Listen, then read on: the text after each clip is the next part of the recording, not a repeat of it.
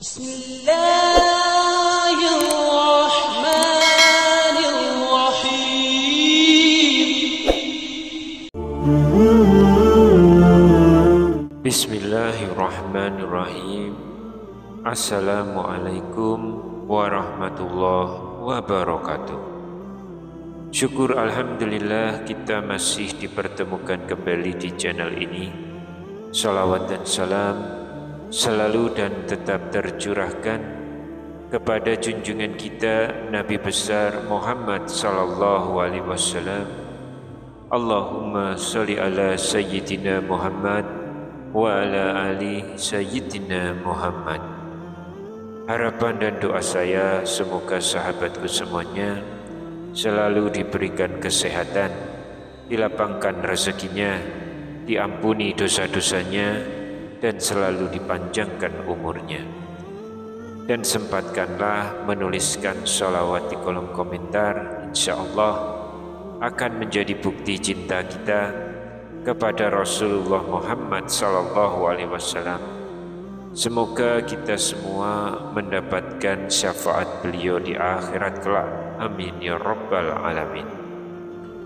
Sahabat beriman yang dirahmati Allah, di antara rukun penting dalam sebuah akad pernikahan itu adalah mahar, atau dalam bahasa Arabnya disebut dengan sodak, atau biasa juga masyarakat kita menyebutnya dengan mas kawin.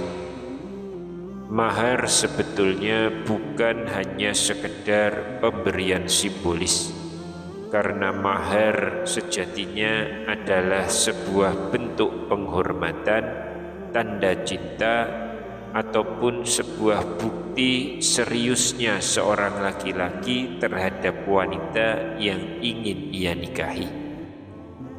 Namun apakah kita semua sekarang ini sudah tahu bahwa tidak semua jenis mahar ternyata diperbolehkan di dalam Islam?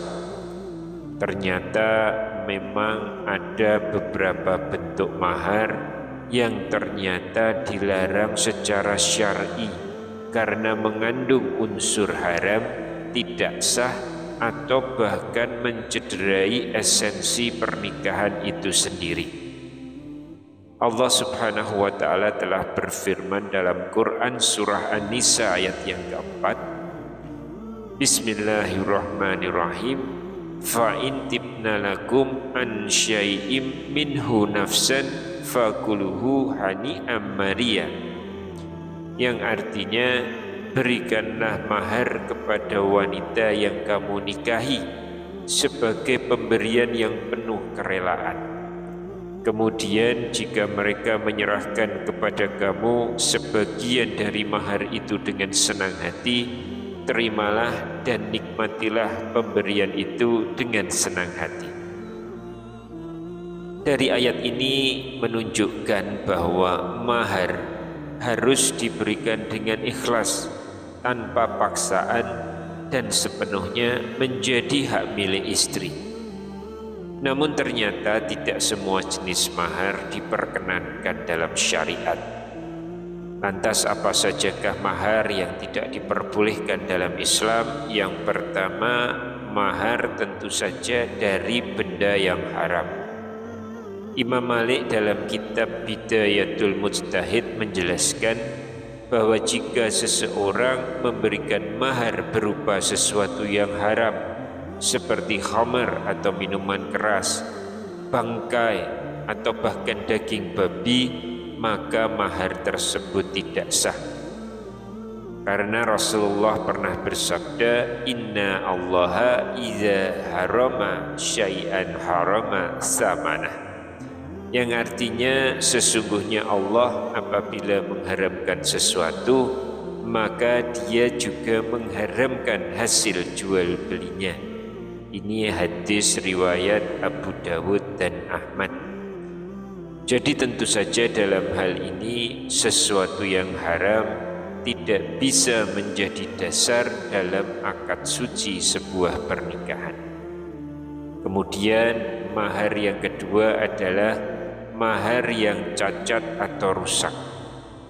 Jadi jika mahar yang diberikan oleh calon suami kepada calon istri itu ternyata rusak, cacat, atau tidak sesuai janji, maka sang istri berhak meminta mahar yang namanya mahar mitsil, yaitu mahar yang sesuai standar wanita sekelasnya. Hal ini penting agar hak istri tetap terjaga dan tidak ada unsur penipuan dalam pernikahan. Kemudian jenis mahar yang dilarang yang ketiga adalah mahar titipan untuk ayah dari pihak wanita. Di tengah masyarakat kita sering kita dengar ada mahar yang sebagian disyaratkan untuk diberikan kepada orang tua pihak perempuan. Padahal sebetulnya mahar itu adalah hak penuh bagi istri, bukan untuk orang tuanya. Dalam sebuah hadis yang diriwayatkan oleh Abu Dawud, Rasulullah SAW juga pernah bersabda, "An-nikahu bila waliyin batilun," yang artinya pernikahan tanpa wali adalah batal. Namun mahar tetap harus ditujukan kepada mempelai wanita, bukan walinya. Jika tidak, maka akad bisa menjadi cacat secara hukum. Kemudian yang keempat adalah mahar yang bercampur dengan jual beli. Misalnya seorang suami memberikan mahar tapi diberikan syarat bahwa istrinya menjual budaknya atau hartanya, maka akad ini telah tercampur dengan unsur jual beli yang bertentangan dengan akad nikah yang seharusnya bersih dari transaksi bisnis. Yang kelima adalah mahar yang terlalu memberatkan. Islam mengajarkan kesederhanaan.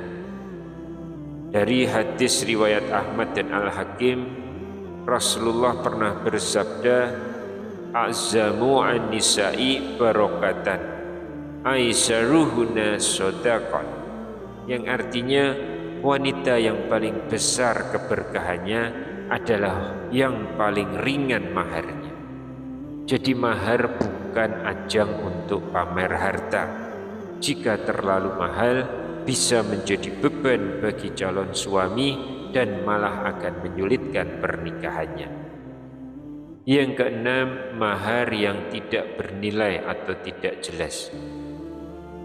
Ini sebaliknya, bahwa mahar itu juga tidak boleh asal-asalan. Misalkan mahar berupa cinta sejati atau mahar berupa langit dan bintang. Ini tentu saja tidak jelas nilainya dan tidak ada manfaat realnya. Islam menganjurkan mahar yang bermanfaat seperti alat sholat, emas, atau bahkan hafalan Al-Quran. Sahabat yang dirahmati Allah, mahar sekali lagi adalah lambang keikhlasan, bukan hanya sekedar formalitas. Mahar bukan alat tawar-menawar, bukan pula ajang untuk menunjukkan gengsi. Mahar adalah bagian dari akad ibadah yang suci. Jadi untuk sahabat-sahabat yang akan melangsungkan pernikahan, mari jaga niat sahabat-sahabat semua. Jangan sampai karena keliru dalam menentukan mahar, pernikahannya malah justru akan kehilangan keberkahannya.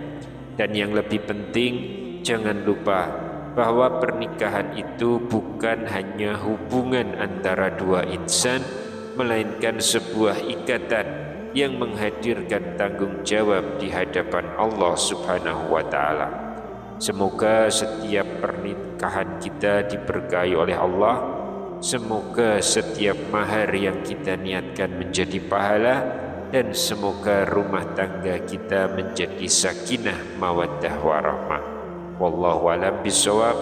Wassallallahu ala nabiyyina Muhammad wa ala alihi wa sahbihi ajmain. Walhamdulillahi rabbil alamin. Wassalamu alaikum warahmatullahi wabarakatuh.